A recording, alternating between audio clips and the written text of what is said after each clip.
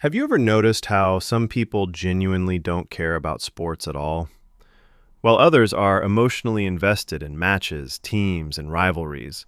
There's a group of people who feel completely disconnected from it. They don't follow scores, they don't watch games, and they often don't understand the excitement. To many, that seems unusual, but psychologically, it actually makes a lot of sense. One major reason comes down to personality and interest patterns.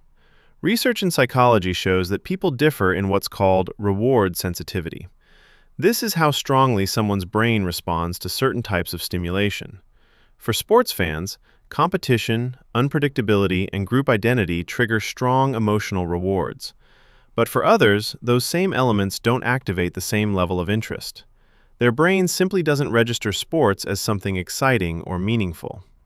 Another important factor is social identity.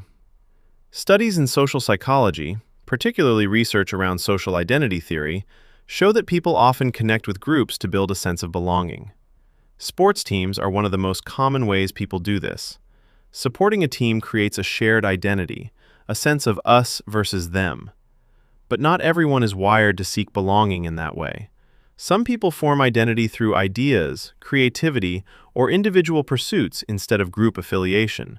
For them, sports fandom may feel unnecessary or even unappealing because they don't rely on group-based identity to feel connected. There's also the role of early exposure. Research consistently shows that many strong interests develop during childhood. People who grow up in environments where sports are celebrated are more likely to develop emotional connections to them. But if someone wasn't exposed to sports early on, or if it wasn't valued in their environment, their brain never builds that association. So as adults, they don't feel like they're missing anything. Another psychological explanation involves cognitive preferences. Some individuals are naturally drawn to activities that involve deeper analysis, long-term thinking, or creative problem-solving. While sports do involve strategy, they are often perceived as repetitive or less intellectually stimulating by those individuals. Studies on cognitive styles suggest that people who prefer abstract thinking may gravitate toward topics like science, philosophy, or art instead. This doesn't mean sports lack complexity, it simply means different minds are attracted to different types of engagement. There's also the emotional aspect. Sports can be highly emotional, involving excitement, frustration, and sometimes disappointment.